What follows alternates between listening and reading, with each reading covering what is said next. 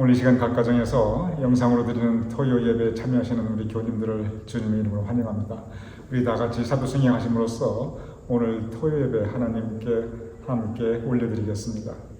전능하사 천지를 만드신 하나님 아버지를 내가 믿사오며 그 외아들 우리 주 예수 그리스도를 믿사오니 이는 성령으로 잉태하사 동정녀 마리아에게 나시고 본디오 빌라도에게 고난을 받으사 십자가에 못 박혀 죽으시고 장사한 지 사흘 만에 죽은 자 가운데서 다시 살아나시며 하늘을 오르사 전능하신 하나님 우편에 앉아 계시다가 저리로서 산 자와 죽은 자를 심판하러 오시리라. 성령을 믿사오며 거룩한 공회와 성도가 서로 교통하는 것과 죄를 사하여 주시는 것과 몸이 다시 사는 것과 영원히 사는 것을 믿사옵나이다. 아멘.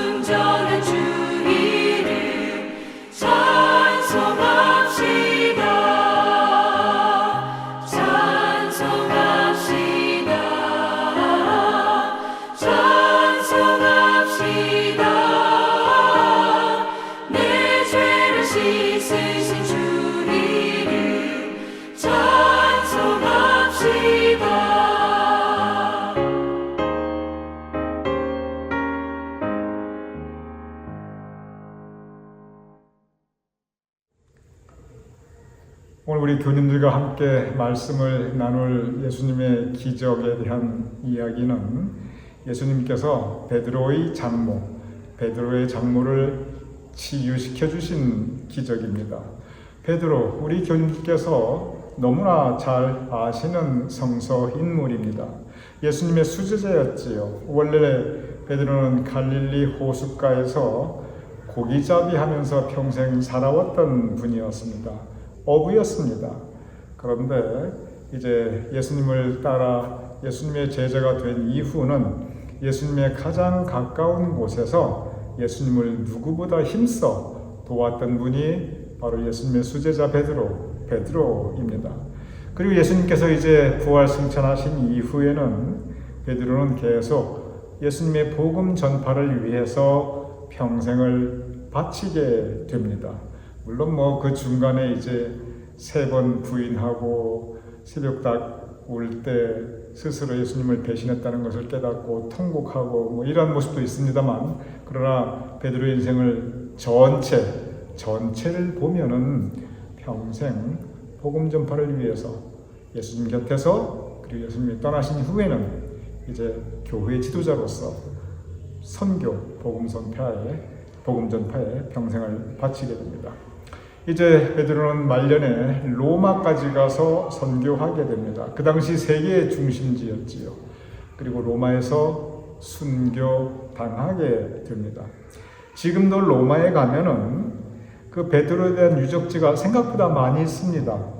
베드로가 갇혔던 그 감옥이 지금도 그대로 남아 있고요.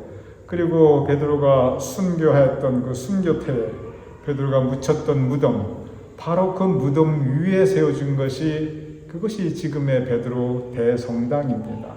그러니 베드로, 예수님의 수제자 베드로의 그 믿음의 흔적은 지금도 로마에, 그리고 어찌 보면 세계 전체에 아주 선명하게 남아 있습니다.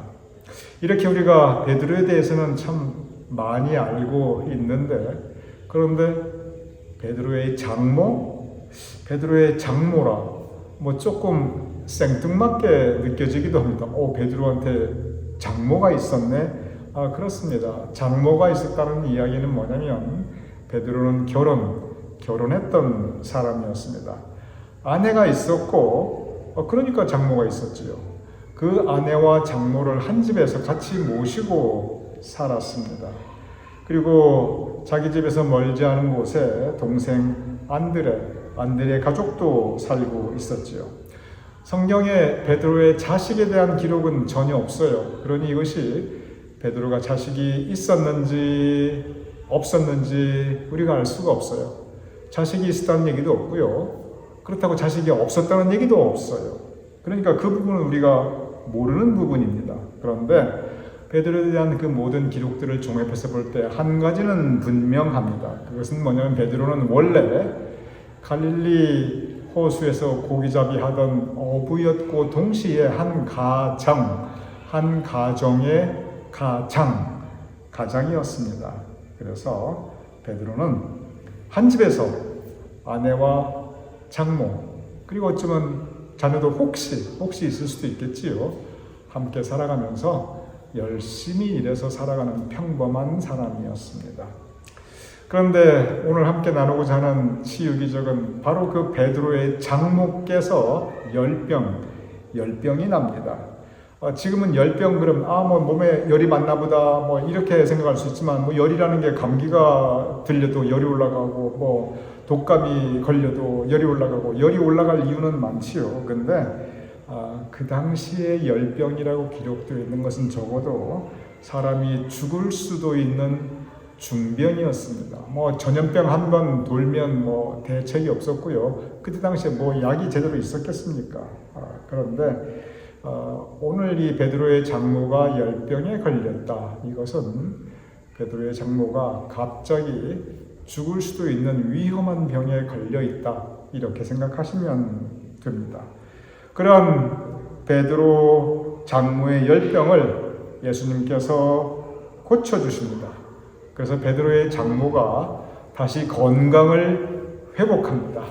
그래서 그 건강이 회복된 몸으로 예수님을 다시, 집에 오신 예수님을 힘써 섬기게 됩니다. 어찌 보면 해피 엔딩입니다. 아주 짧은 치유의 기적 이야기입니다. 그리고 성경에 예수님의 치유 기적 얘기가 한두 가지입니까? 정말 많고 많은 예수님의 치유 기적 중에 하나이지요. 그런데 오늘 이 예수님의 장모 치유 기적을 깊이 묵상해 보면 참 여기서 우리가 배울 수 있는 한 가지 신앙의 커다란 교훈이 있습니다.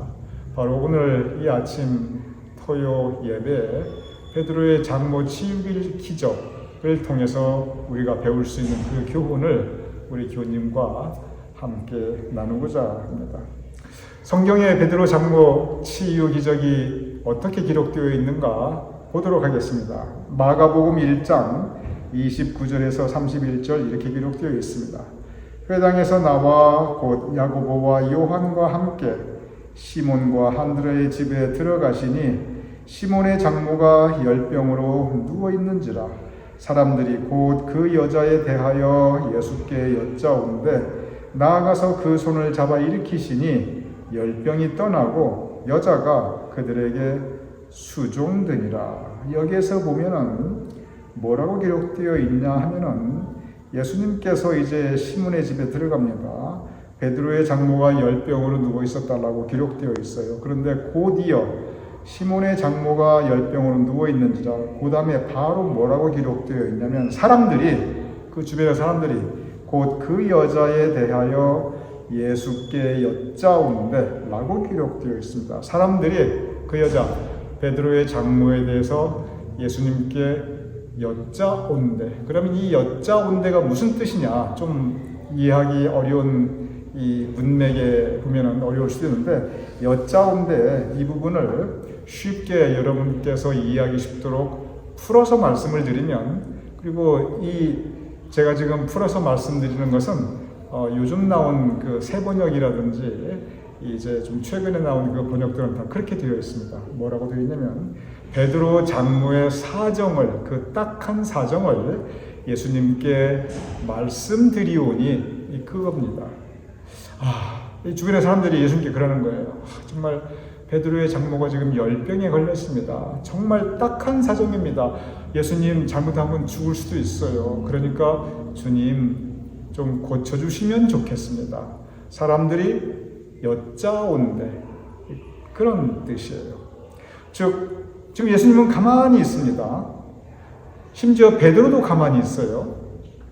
그리고 베드로의 아내, 즉 그 열병 걸린 여인의 딸도 가만히 있어요. 심지어 이 여인까지도 그냥 가만히 있습니다.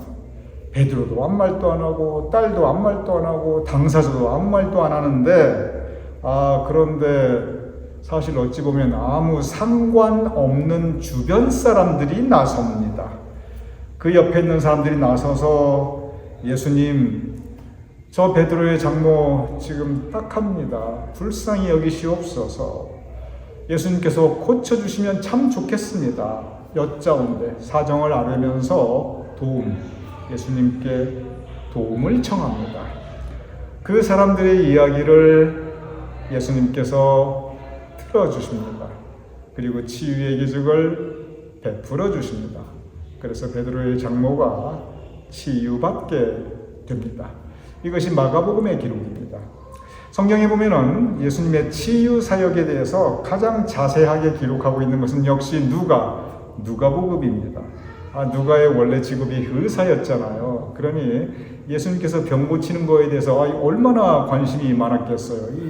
본인 직업이 의사인데 자기가 의사 평생 병 고치며 살았던 사람인데 예수님께서 사람들의 병 고치는 거 얼마나 관심 있게 봤겠어요. 그래서 누가복음에 보면은 예수님의 치유 사역에 대해서 굉장히 구체적으로 누가가 기록해 놓았습니다. 바로 이 장면을 누가복음은 이렇게 기록하고 있습니다. 누가복음 4장 38절에서 39절입니다. 예수께서 일어나 회당에 나가사 시몬의 집에 들어가시니 시몬 베드로의 집에 들어갔습니다. 시몬의 장모가 중한 열병을 앓고, 아까는 그냥 열병 그랬는데 지금은 중한 열병을 앓고 훨씬 더 구체적이죠. 그리고 아까는 시몬과 안드레 이제 누구 집인지 모르게 두루뭉실했었는데 여기서는 정확하게 시몬 베드로의 집으로 들어가니 아주 정확합니다. 훨씬 누가복음이 구체적이고 그리고 조금 더 많은 것을 우리가 알 수 있도록 도와줍니다. 계속 읽어보겠습니다. 사람들이 그를 위하여 예수께 구하니, 사람들이 베드로의 장모를 위하여 예수께 구하니 예수께서 가까이 서서 열병을 꾸짖으신데 병이 떠나고 여자가 곧 일어나 그들에게 수종되니라. 여기 보면 누가복음이면 이 중한 열병에 걸린 베드로의 장모를 보고 주변 사람들이, 여기도 마찬가지예요. 베드로가 나선 게 아니에요. 딸이 나선 것도 아니에요. 당사자가 나선 것도 아니에요. 주변에 있는 사람들이, 아니 이해관계가 전혀 없는 사람들이 나섭니다. 그러면서 예수께 구하되, 예수께 구했는데 뭘 구했겠어요? 뻔하죠. 예수님, 저 여인 지금 중환열병에 걸렸습니다. 그대로 두면 어떻게 될지 모릅니다. 살려주시옵소서. 살려주시옵소서. 간구합니다. 예수님께서 그 간구를 들어주십니다. 응답하십니다. 그리고 그 여인을 치유시켜 주십니다. 여기 마가복음과 누가복음의 기록을 보면은 예수님의 치유 기적 사역에 대해서 한 가지 공통점이 나타나 있습니다. 그것은 뭐냐면은, 이 여인 제발 좀 낫게 하여 주시옵소서, 불쌍합니다, 도와주시옵소서 예수님께 나와 간청했던 사람들이 제가 또 말씀드립니다만 베드로도 아니었고 아노도 아니었고 당사자도 아니었고 주변 사람들이었습니다.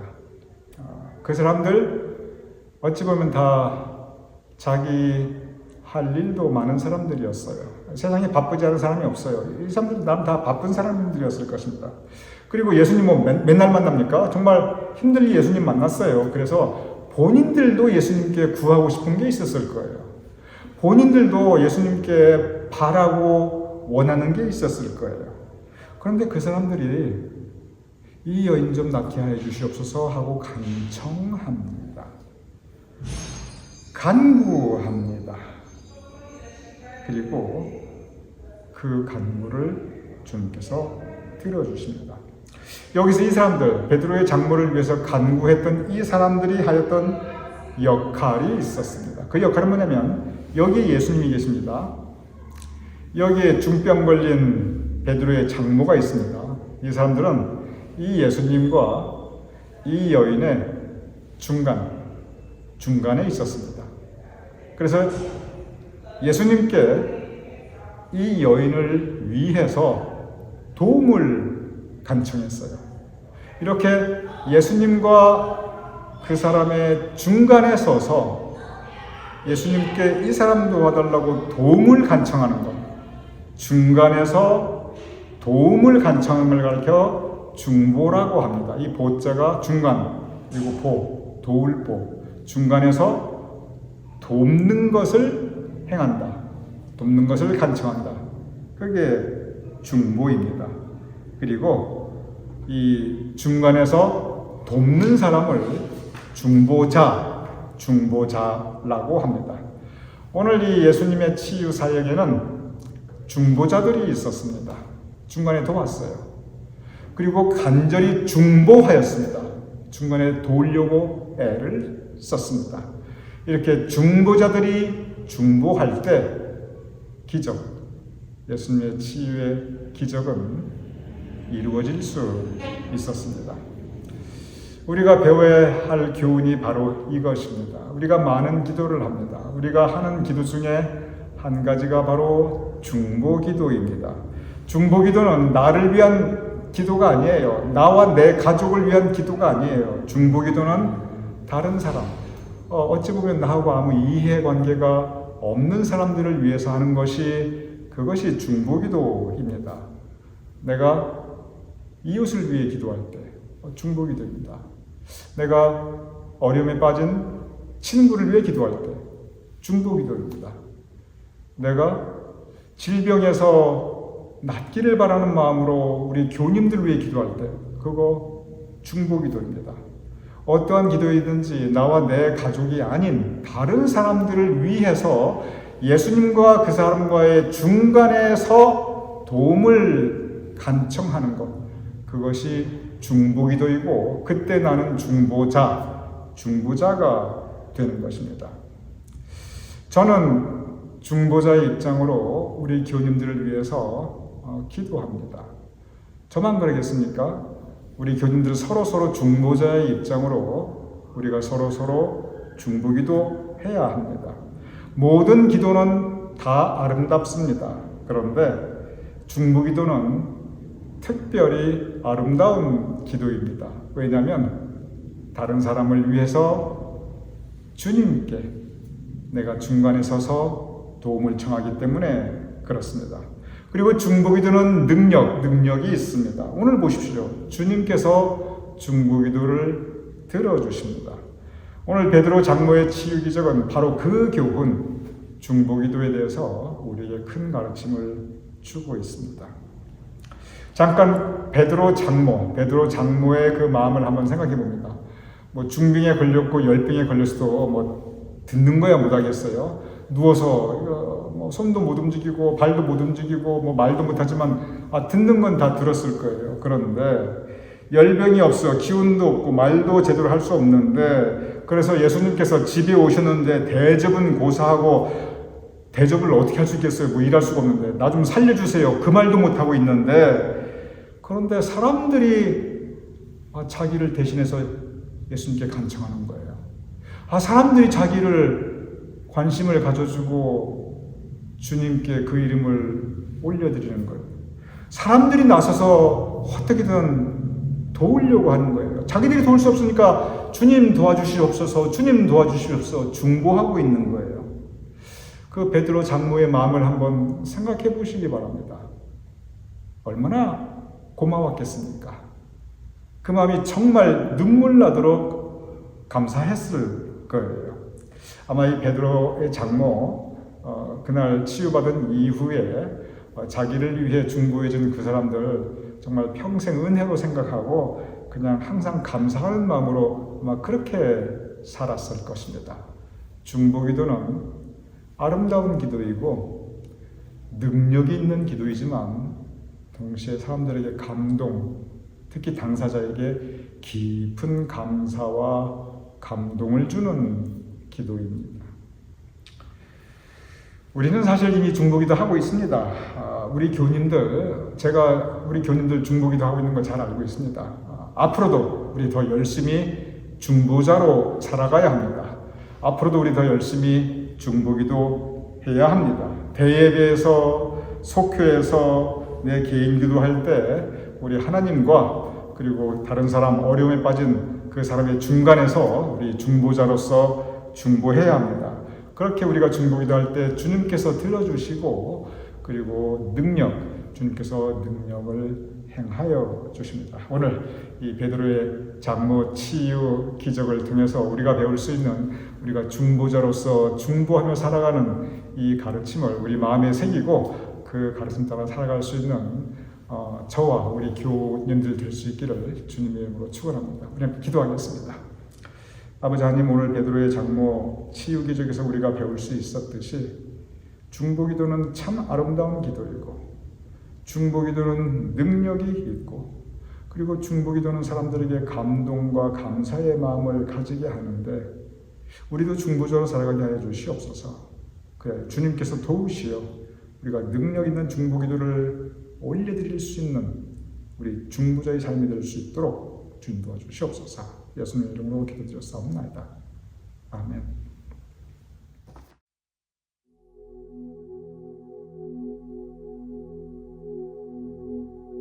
우리 함께 손잡고 가세. 조금 느리고 어려울지라도 주님 부르신 그 감격 붙잡고 손잡고 함께 가세.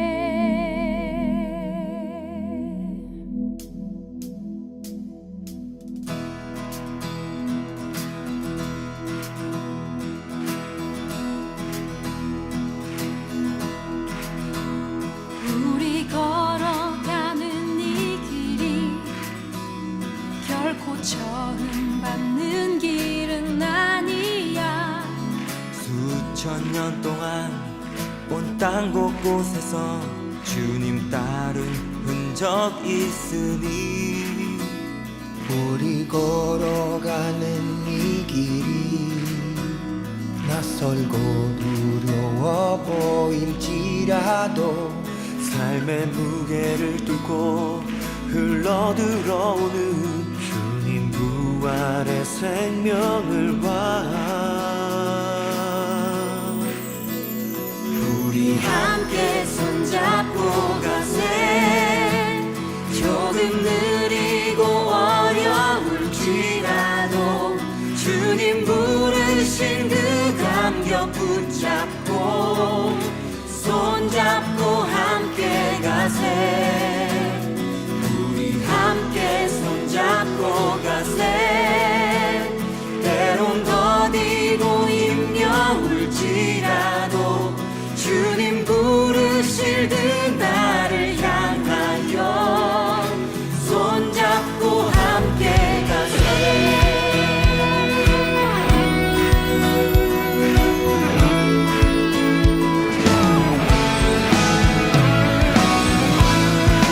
우리를 부르신 주님, 주님 앞에 함께 나아갑니다. 주님 우리를 포기하지 않게 하시고 주님 부르신 그 주님의 몸을 향하여서 끊임없는 주의 사랑으로 함께 보며 함께 나아가게 하여 주시옵소서. 우리 한번 함께 노래하겠습니다. 우리 걸어가는 이 길이 결코 처음 남는 길은 아니야. 수천 년 동안 온 땅 곳곳에서 주님 나를 본 적 있으니 우리 걸어가는 이 길이 때로는 낯설고 두려워 보일지라도 삶의 무게를 뚫고 흘러들어오는 주님 부활의 생명을 봐. 우리 함께 손잡고 가세. 조금 느리고 어려울지라도 주님 부르신 그 감격 붙잡고 손잡고 함께 가세. 우리 함께 손잡고 가세. 때론 더디고 힘겨울지라도 주님 부르실 그 나를 향하여 손잡고 함께 가세. 아멘. 우리 다시 한번 함께 고백하겠습니다. 우리 걸어가는 이 길이 결코 처음 밟는 길은 아니야. 수천 년 동안 온 땅 곳곳에서 주님 나를 본 적 있으니 우리 걸어가는 이 길이 낯설고 두려워 보일지라도 삶의 무게를 뚫고 흘러들어오는 주님 부활의 생명을 봐. 할렐루야. 함께 손잡고 가세.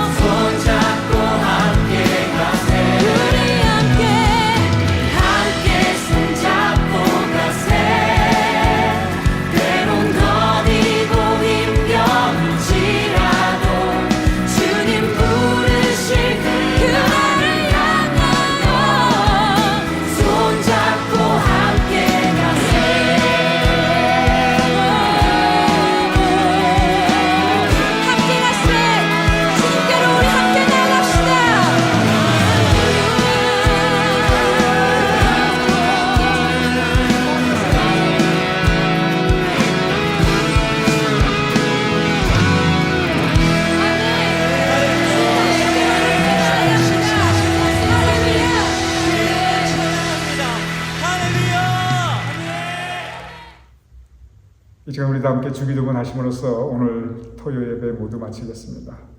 하늘에 계신 우리 아버지시여, 이름이 거룩히 여김을 받으시오며 나라가 임하옵시며 뜻이 하늘에서 이루어진 것 같이 땅에서도 이루어지이다.